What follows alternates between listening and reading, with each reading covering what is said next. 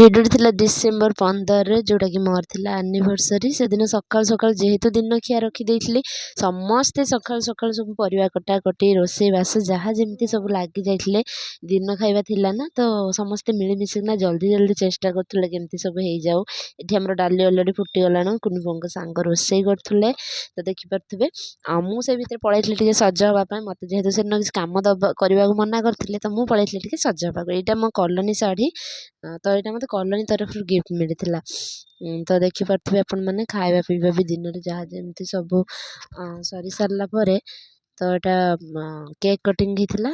Cake cutting ପରେ ତାପରେ ଯେଉଁ ଅବସ୍ଥା ହେଇଥିଲା କେକ୍ରେ, ସବୁ ବୋଳା ବୋଳି ଫୋପଡ଼ା ଫିଙ୍ଗା, ତ ଗୋଟାଏ ଯାକର କେକ୍ ପୁରା ନଷ୍ଟ ଭ୍ରଷ୍ଟ କରିଦେଇଥିଲେ ସମସ୍ତେ।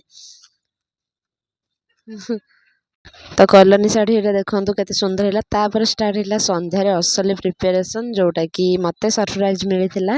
ତ ହଜବେଣ୍ଡ ଦେଇଥିଲେ। କେକ୍ ବି ୱାଓ ବାଲା ଥିଲା, ଡେକୋରେସନ୍ ବି ତାଠୁ ଆହୁରି ସୁନ୍ଦର ଥିଲା। ବହୁତ ଖୁସି ଲାଗିଲା। ଏଇଟା ଗୋଟେ ମେମୋରି ହେଇଯାଇଥିଲା ମାନେ ମୋ ଲାଇଫ୍ରେ। 8 ବର୍ଷ ଭିତରେ ହୁଏତ ମୁଁ ଏମିତି କେବେ ଆନିଭର୍ସରୀ ସେଲିବ୍ରେସନ୍ ହିଁ କରିନଥିଲି।